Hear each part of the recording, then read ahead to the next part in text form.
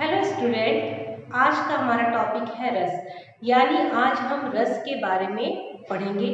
रस क्या होता है, रस किसे कहते हैं, रस का शाब्दिक अर्थ क्या है, रस किससे मिलकर बनता है, आज हम इस पर सामान्य से चर्चा करेंगे। तो रस का अर्थ होता है आनंद से। जहाँ हमें आनंद प्राप्त हो उसी को हम कहते हैं रस। यानी जिस काव्य को पढ़ने सुनने से हमें आनंद की अनुभूति हो, हमें आनंद मिलता है, वही क्या कहलाता है, रस कहलाता है। तो रस शब्द का शाब्दिक अर्थ जो है वो किससे लिया जाता है, रस शब्द का शाब्दिक अर्थ आनंद से लिया जाता है। ठीक है, अब आता है रस के बारे में जो चर्चा है कि रस का विशद एवं प्रमाणिक विवेचन भरत मुनि के नाट्य शास्त्र में उपलब्ध होता है। यानी यदि हमें इसके बारे में बहुत विस्तार से पढ़ना है तो हमें भरत मुनि के नाट्य शास्त्र को पढ़ना पड़ेगा। भरत मुनि ने जो रस के बारे में वर्णन किया है, विवेचन किया है, उतना और किसी ने नहीं किया। तो ये तो हुआ हमारा रस का शाब्दिक अर्थ, यानी रस किसे कहते हैं। तो रस शब्द का जो शाब्दिक अर्थ है, यानी उस शब्द का जो अर्थ है, रस शब्द का अर्थ, शाब्दिक अर्थ का मतलब होता है रस शब्द का अर्थ जो है वो आनंद से लिया जाता है। अब बारी आती है कि साहित्य में रस किसे कहते हैं। हम साहित्य में जब चर्चा करते हैं रस की, तो उसके लिए हम रस शब्द का क्या अर्थ लेंगे। तो कविता, कहानी पढ़ने सुनने पर, या सामान्य से हम बोलते हैं किसी काव्य को पढ़ने सुनने अथवा देखने पर पाठक, श्रोता अथवा दर्शक को जो आनंद की अनुभूति होती है उसे साहित्य में रस कहते हैं। ये है रस की सामान्य परिभाषा जो इस प्रकार है। एक बार फिर यहाँ पर लिख देती हूँ रस की परिभाषा। किसी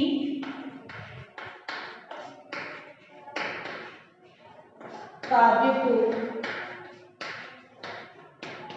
पढ़ने सुनने अथवा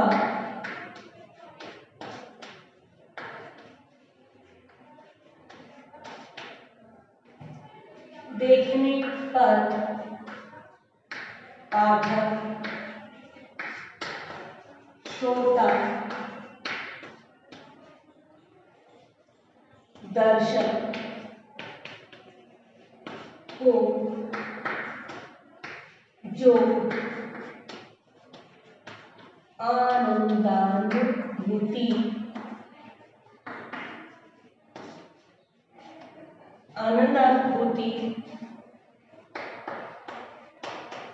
होती है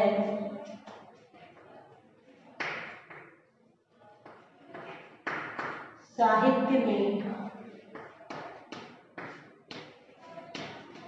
उसे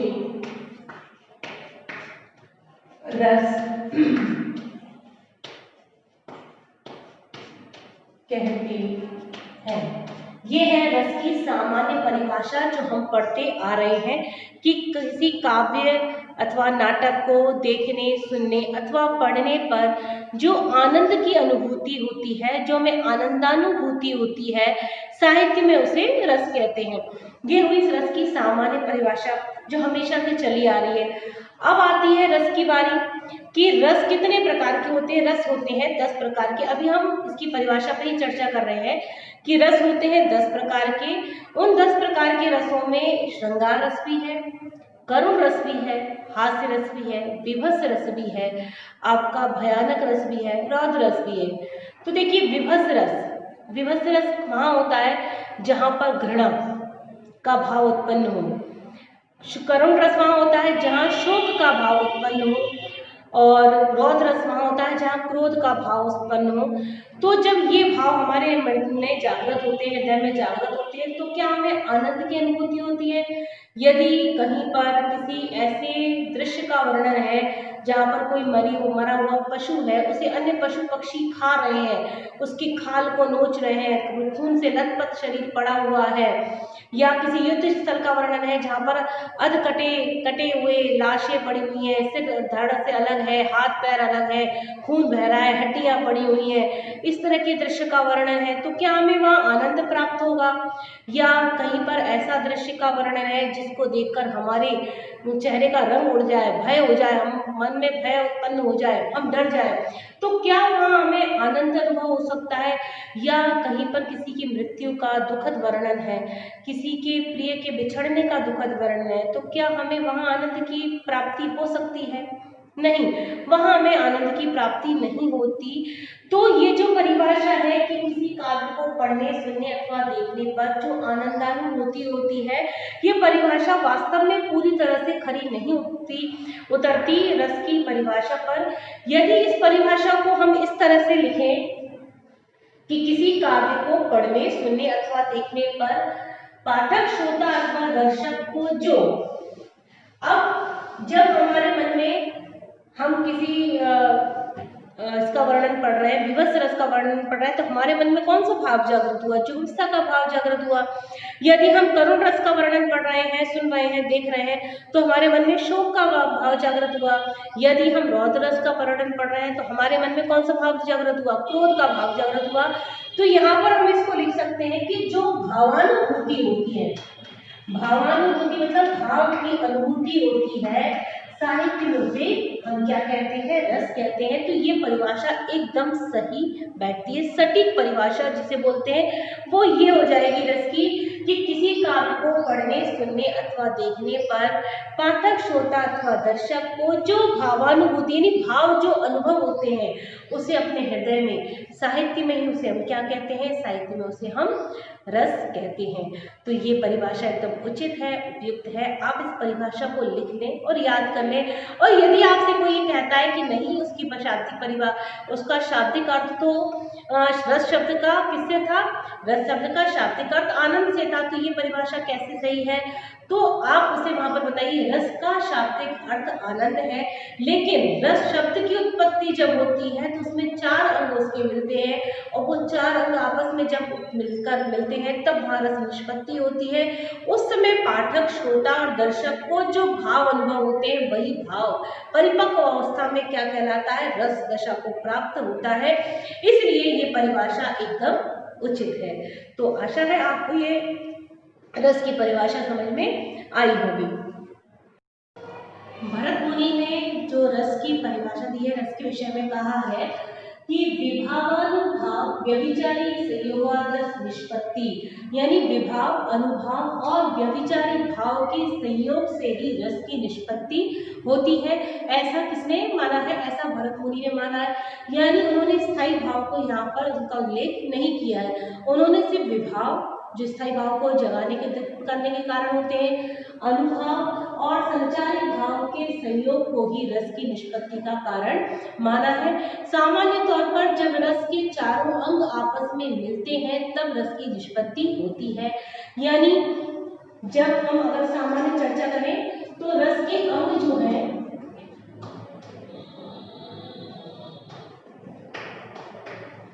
रस के ये जो 4 अंग होते हैं, ये 4 अंग जब आपस में मिलते हैं तो रस की निष्पत्ति होती है। पहला है स्थायी भाव, दूसरा है विभाव, तीसरा है अनुभाव और चौथा है संचारी भाव। ये आपस में ये चारों जब संयोग करते हैं, इनकी संयोगावस्था ही क्या कहलाती है? रस दशा कहलाती है। तो साहित्य में रस किसे कहते हैं? जब चारों अंग आपस में मिल जाते हैं तब वहां पर रस की निष्पत्ति होती है।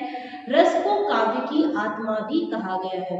जिस प्रकार से मनुष्य आत्मा के बिना निर्जीव है, उसी प्रकार से साहित्य में जो काव्य है वो रस के बिना निर्जीव है। इसलिए रस को काव्य की आत्मा माना गया है। ये क्वेश्चन पूछा भी जाता है कि काव्य की आत्मा किसे कहा जाता है? तो काव्य की आत्मा रस को कहा जाता है। अब हम रस के अंगों पर चर्चा करेंगे। रस के अंग कितने हैं? तो अभी मैंने आपको बताया, रस इन 4 चीजों से मिलकर के बनता है। यानी रस के अंग या रस के अवयव हम कुछ भी कहें तो ये 4 है: स्थायी भाव, विभाव, अनुभाव और संचारी भाव। जब ये चारों आपस में मिलते हैं तो वही क्या होता है? वही रस दशा कहलाती है। तो रस स्थायी भाव, अनुविभाव, अनुभाव और संचारी भाव के संयोग से निर्मित या अभिव्यक्त होता है और इन्हीं को रस के 4 अंग कहते हैं। अब हम आगे चर्चा करने से पहले रस के 4 अंग हमने देख लिए, स्थायी भाव है, विभाव है, अनुभाव है और संचारी भाव है। आज हम चर्चा करते हैं स्थायी भाव किसे कहते हैं। सबसे पहला भाव, मन में स्थायी रूप से विद्यमान रहने वाले भाव। वे भाव जो मन में कैसे रहते हैं, स्थायी रूप से, यानी हमेशा जो आपके मन में रहे, वही भाव क्या कहलाते हैं, स्थायी भाव कहलाते हैं। तो ये चिरकाल तक रहने वाले तथा रस रूप में सृजित या परिणत होते हैं। स्थायी भाव की परिपक्व अवस्था, यानी जब स्थायी भाव पूरा हो जाता है तभी वो क्या होता है, रस दशा को प्राप्त होता है। तो स्थायी भाव, इसकी हम परिभाषा देखें, स्थायी भाव किसे कहते हैं। तो स्थायी भाव उन्हें कहते हैं वे भाव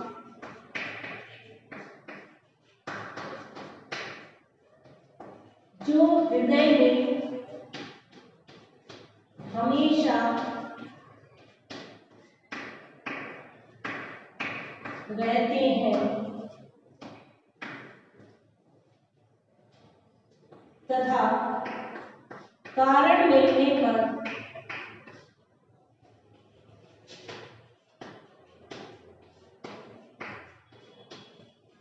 जागृत होकर रस दशा को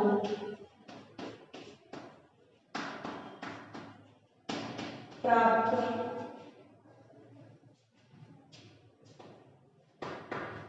होते हैं, स्थायी भाव कहलाते हैं।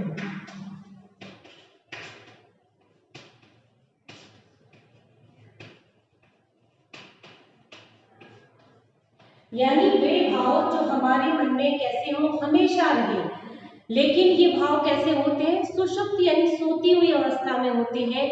जब ये भाव किसी कारण से जाग जाते हैं तो ये क्या हो जाते हैं, रस दशा में परिणत हो जाते हैं। स्थायी भाव जब परिपक्व हो जाता है, पूरा हो जाता है, अपनी चरम सीमा पर पहुंच जाता है, तभी वो रस दशा को प्राप्त होता है। तो स्थायी भाव क्या होते हैं, वे भाव जो मनुष्य के हृदय में है तो हमेशा रहने वाले होते हैं, मनुष्य के हृदय में हमेशा रहते हैं। लेकिन ये कैसे होते हैं, ये सोती हुई अवस्था में, सुषुप्त अवस्था में होते हैं और कारण मिलने पर जाग जाते हैं, इन्हें हम स्थायी भाव कहते हैं। जब स्थायी भाव परिपक्व होता है तब वो रस दशा को प्राप्त होता है। तो प्रत्येक स्थायी भाव की परिपक्व अवस्था क्या कहलाती है, रस दशा कहलाती है। जितने रस होते हैं उतने ही क्या होते हैं, उनके रस के स्थायी भाव होते हैं। अब अलग अलग विद्वानों ने इन पर अलग अलग चर्चा की है। प्रारंभ में नाट्य शास्त्र में केवल 8 रसों को मान्यता दी गई है, उसमें नवे रस, शांत रस का कोई वर्णन नहीं है। वो इसलिए कि शांत रस का अभिनय नहीं किया जा सकता, इसलिए नाट्य शास्त्र में 8 रसों पर चर्चा की गई है। मूल रस 9 होते हैं जो हम पढ़ते आ रहे हैं। 10वें रस के रूप में वास्तव रस का वर्णन किया गया है और 11वें रस जो परिणित हुआ है उसे भक्ति रस कहते हैं, उसके बारे में भी हम चर्चा करेंगे। तो मूल रस 9 माने गए, अतः इनमें से प्रत्येक रस का एक स्थायी भाव होता है। 9 रस के अतिरिक्त वात्सल्य रस एवं भक्ति रस को भी मान्यता प्रदान की गई है, अतः जितने रस हैं उतने ही उनके स्थायी भाव भी होते हैं। तो अब हम देखते हैं कि कितने रस और उनके कितने स्थायी भाव यहाँ पर हैं। तो ये है हमारे स्थायी भाव और रस, यानी किस रस का क्या स्थायी भाव है। देखिए, एक रस में एक ही स्थायी भाव होता है, लेकिन इसमें एक से अधिक संचारी भाव हो सकते हैं। तो स्थायी भाव के बारे में हम चर्चा करें तो एक रस 10 रस है तो 10 रस के 10 ही स्थायी भाव माने जाते हैं, यानी एक रस एक ही स्थायी भाव को लेकर चलेगा, उसका एक ही स्थायी भाव होगा जो परिपक्व होकर उस रस में परिणत होगा। तो रस के ऊपर हम सबसे पहले चर्चा करते हैं। सबसे पहला आता है श्रृंगार रस। श्रृंगार रस 2 प्रकार का होता है, संयोग श्रृंगार और वियोग श्रृंगार। इसकी जब हम परिभाषा पढ़ेंगे, इसके बारे में चर्चा करेंगे, तब देखेंगे। अभी हम सिर्फ रस के नाम देखते हैं। तो सबसे पहला आता है श्रृंगार रस। इसका स्थायी भाव है रति अर्थात प्रेम, इसे प्रेम भी कह सकते हैं। श्रृंगार रस को रसों का राजा भी कहा जाता है। क्वेश्चन इस तरह से बनता है कि रस राज किसे कहते हैं या रसों का राजा किसे कहा जाता है? तो श्रृंगार रस को ही रसराज या रसों का राजा कहा जाता है। दूसरा है हास्य रस। तो हास्य रस का स्थायी भाव है हास। तीसरा आता है करुण रस जिसका स्थायी भाव है शोक। चौथा है रौद्र रस जिसका स्थायी भाव है क्रोध। यानी जब क्रोध भाव मन में परिपक्व हो जाता है तब वो रौद्र रस की निष्पत्ति वहां पर होती है। फिर है वीर रस। वीर रस का स्थायी भाव है उत्साह। भयानक रस इसका स्थायी भाव है भय। अद्भुत रस का स्थायी भाव है आपका आश्चर्य या इसे हम विस्मय भी बोल सकते हैं। विभत्स रस का स्थायी भाव है जुगुप्सा यानी घृणा। जब मन में घृणा का भाव जागृत होता है वहां विभत्स रस है। शांत रस इसका स्थायी भाव है निर्वेद या शम। फिर आता है वात्सल रस जिसका स्थायी भाव है वत्सल यानी पुत्र वत्सल प्रेम जहाँ होता है वहां वात्सल्य रस होता है। एक 11वें रस का भी रूप गोस्वामी आचार्य रूप गोस्वामी ने 11वें रस का भी वर्णन किया है जो है हमारा भक्ति रस। लेकिन कई पुस्तकों में आपको अभी ये देखने नहीं मिलेगा क्योंकि इसे बहुत सारे लोग इसको मान्यता नहीं देते। लेकिन रूप गोस्वामी जो आचार्य हैं उन्हें भक्ति रस का भी निष्पादन किया है। इसका स्थायी भाव है ईश्वर विषय प्रेम।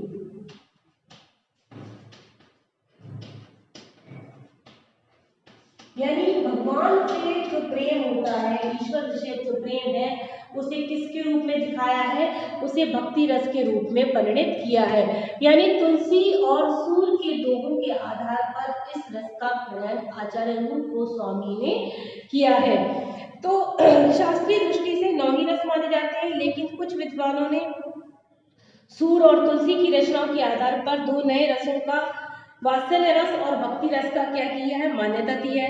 संस्कृत के अधिकांश आचार्यों ने वात्सल्य रस को श्रृंगार रस में समाहित कर दिया है किंतु आचार्य भोज, भानुदत्त, अभिनव गुप्त, हेमचंद्र, आचार्य विश्वनाथ इसे स्वतंत्र रस मानते हैं। रुद्रक ने तो वात्सल्य रस की अलग से सत्ता स्वीकार की है। आचार्य रूप गोस्वामी ने भक्ति रस को 11वें रस के रूप में माना है। इस प्रकार अगर हम देखें तो वास्तव में रसों की कुल संख्या 11 हो गई है लेकिन आज तक पुस्तकों में 10 रस की ही वर्णन हमें देखने को मिलता है। तो ये हुए हमारे स्थायी भाव। तो वे भाव जो मनुष्य के हृदय में हमेशा विद्यमान रहते हैं वे स्थायी भाव कहलाते हैं। अब इसके बाद आता है विभाव कि विभाव किसे कहते हैं। रस का दूसरा अंग है विभाव। विभाव क्या होता है? तो विभाव के बारे में देखिए जो व्यक्ति वस्तु या परिस्थितियां स्थायी भावों को जागृत या उद्दीप्त करें उन्हें बढ़ाएं उन्हें ही क्या कहते हैं? हम विभाव कहते हैं। या इसे हम इस तरह से भी बोल सकते हैं कि स्थायी भावों को जगाने वाले कारण ही हमारे क्या कहलाते हैं? वही कारण हमारे विभाव कहलाते हैं कि वे कारण जो हमारे मन में स्थायी भावों को क्या करें? जागृत करें वही कारण क्या कहलाते हैं? विभाव कहलाते हैं। तो वे जो किसी व्यक्ति के कारण यदि हमारे मन में कोई भाव जागृत हो रहा है, किसी वस्तु के कारण या किसी परिस्थिति के कारण हमारे मन में कोई भाव जागृत हो रहा है तो वही कारण क्या कहलाएगा? वही कारण हमारा विभाव कहलाएगा। अब आती है विभाव की बारी कि विभाव कितने प्रकार का होता है। तो विभाव 2 प्रकार का होता है, आलम्बन विभाव और उद्दीपन विभाव। विभाव के भी 2 भाग हैं, वो 2 प्रकार में है, आलम्बन और उद्दीपन। आलम्बन विभाव किसे कहते हैं? जिन वस्तुओं या विषयों पर आलंबित होकर भाव उत्पन्न होते हैं। आलंबित होकर का मतलब होता है आधार लेकर, जिसका आधार जिसका बेस लेकर यदि कोई भाव हमारे मन में जागृत हो रहा है तो वो हमारा कहलाता है आलम्बन विभाव। यानी जिन वस्तुओं के कारण या जिन विषयों के कारण हमारे मन में उन पे आधारित होकर यदि उन पर आधारित होकर कोई भाव हमारे मन में जगता है तो वो हमारा आलम्बन विभाव कहलाता है।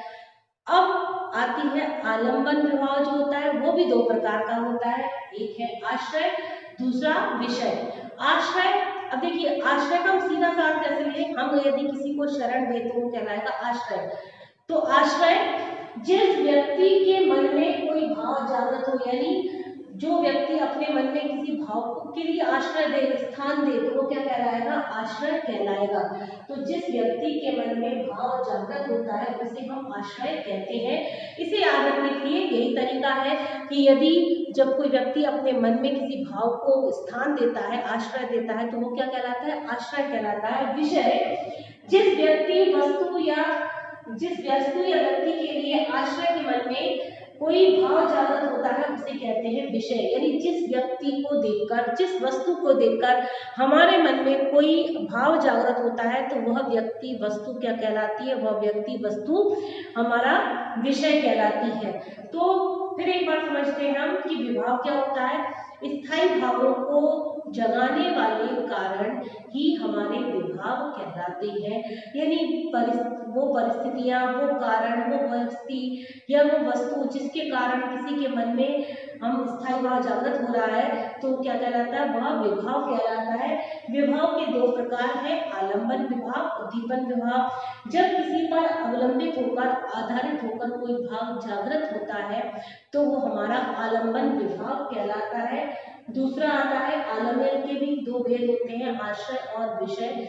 जिसके मन में स्थायी भाव जागृत होता है वह आश्रय कहलाता है, और जिसके कारण हमारे मन में कोई भाव जागृत होता है वही कारण विषय कहलाता है। अब आता है उद्दीपन विभाव। उद्दीपन विभाव आश्रय के हृदय में भावों को उद्दीप्त का मतलब होता है बढ़ाने, जो बढ़ाने का काम करते हैं।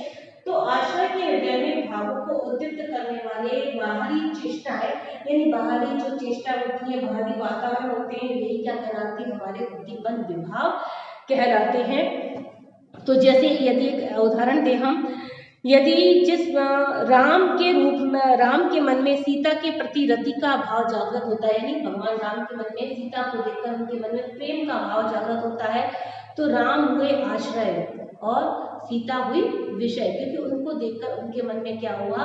प्रेम का भाव जागृत हुआ। तो राम हमारे आश्रय कहलाएंगे और सीता क्या कहलाएंगी? विषय कहलाएंगी। अब इनके मन में जो, राम के मन में जो प्रेम का, रति का भाव जागृत हुआ है, इसको वन का मतलब वाटिका की पुष्प, लताएं, बेल, वहाँ पर बहने वाली वायु, ये सब उस प्रेम को बढ़ाने का कार्य करती है, उस भाव को बढ़ाने का कार्य करती है। तो ये कहलाती है हमारी उद्दीपन विभाव। तो उद्दीपन यानी जो बाहरी वातावरण होता है, बाहरी चेष्टाएं होती हैं जो भाव को बढ़ाने का काम करते हैं, वो कहलाते हैं हमारे उद्दीपन विभाव। तो आश्रय के मन में भावों को उद्दीप्त करने वाले बाहरी चेष्टाएं, वातावरण उद्दीपन विभाव कहलाती है। जैसे अभी उदाहरण में बताया था कि पुष्प वाटिका में राम और सीता का मिलन होता है, तो राम और सीता एक दूसरे के आश्रय विषय हो सकते हैं, लेकिन पुष्प वाटिका का जो सुंदर वातावरण है, अर्थात प्राकृतिक दृश्य है, सुंदर दृश्य है, एक दूसरे के मन में रति भाव को एक दूसरे की तीव्र करने में सहायक होता है, अतः इसे हम उद्दीपन भाव भी कह सकते हैं। तो ये हमारा हुआ विभाव, इसके प्रकार। अब आता है विभाव के बाद अनुभाव। अनुभाव आश्रय की बाहर शारीरिक चेष्टा यानी विकार, उसके जो शरीर में बाहरी हरकत होती है, जो हलचल होती है, जो विकार उत्पन्न होते हैं, उसी को हम अनुभाव कहते हैं।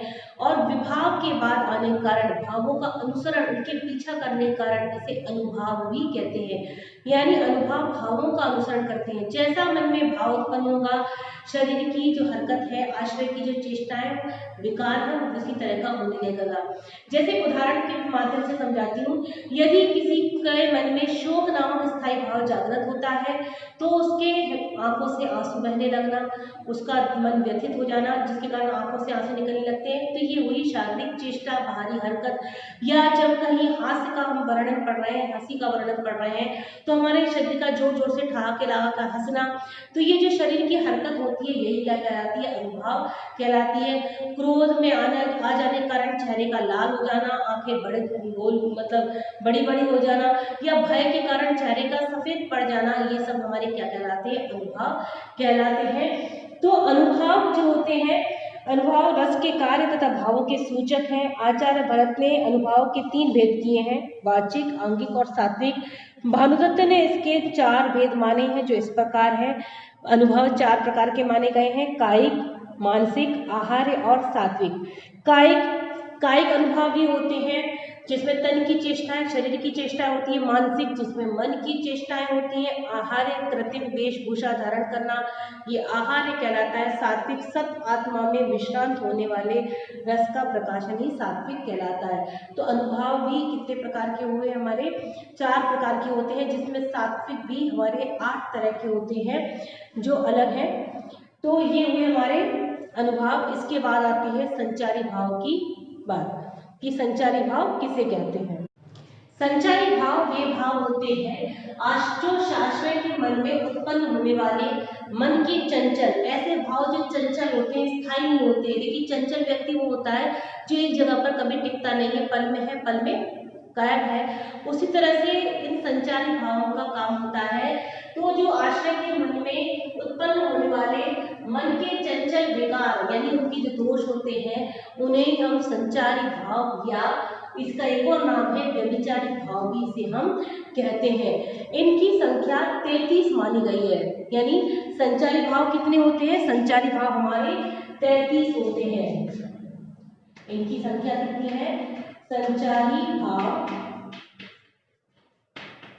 कितने होते हैं? 33 होते हैं। और स्थायी भाव कितने होते हैं? स्थायी भाव हमारे 10 होते हैं। अब देखिए, एक रस का एक ही स्थायी भाव होता है, लेकिन एक रस में कई सारे स्थायी भाव हो सकते हैं। एक स्थायी भाव कई रसों के साथ भी हो सकता है, लेकिन एक स्थायी भाव एक ही रस के साथ होता है। ये इसकी मतलब विशेषता भी है। और स्थायी भाव एक और उदाहरण से मैं बताती हूँ कि स्थायी भाव जिस तरह से पानी में बुलबुला एक क्षण में बनता है, दूसरे क्षण में वो समाप्त हो जाता है, खत्म हो जाता है, ऐसे ही स्थायी भाव क्या करते हैं, ऐसे ही जो संचारी भाव होते हैं वो स्थायी भाव को बढ़ाने का काम करते हैं। यानी संचारी भाव कैसे होते हैं? क्षणिक होते हैं, क्षण भर के लिए होते हैं, लेकिन इनका काम स्थायी भाव को बढ़ाने का, उनको उद्दीप्त करने का, उन्हें परिपक्व करने का इनका काम होता है, इसलिए होते हैं। जैसे किसी वाटिका में मान लो राम और सीता का मिलन हो रहा है, तो राम क्या हुए? आश्रय हुए, उनके मन में प्रेम का भाव, रति का भाव जागृत हो रहा है। किसे देखकर? सीता को देखकर। तो सीता हुई हमारी विषय। वहाँ का जो सुंदर वातावरण है वो क्या कहलाया हमारा? वो उद्दीपन कहलाया। सुरम्य वातावरण है, वहाँ की फूल पेड़ लताएं क्या है, हमारे वातावरण इस तरह का हमारा उद्दीपन कहलाया। उसी समय एक जो सीता का राम की तरफ देखना, उनकी तरफ देखकर मुस्कुराना, तो ये उनके मन में प्रेम के स्थायी भाव को, रति भाव को क्या करता है? उद्दीप्त करता है, बढ़ाने का काम करता है। तो ये कैसा होता है? ये हमारा संचारी भाव होता है। तो इस तरह से संचारी भाव की संख्या कितनी है? 33 है। तो आशा है आपको आज की क्लास का जो हमारा रस के का सामान्य परिचय था वो समझ में आया होगा कि रस किसे कहते हैं और रस के अंग क्या है। तो रस शब्द का शाब्दिक अर्थ आनंद से ही है, लेकिन जब रस के चारों अंग आपस में संयोग करते हैं तब वहाँ पर रस की निष्पत्ति होती है। तो साहित्य में हम इस तरह से कह सकते हैं कि जब हमें भावानुभूति होती है किसी काव्य को पढ़ने, सुनने अथवा देखने पर जो भाव अनुभव होता है वही भाव क्या कहलाता है? वही भाव रस कहलाता है। और रस को काव्य की आत्मा कहा गया है। धन्यवाद।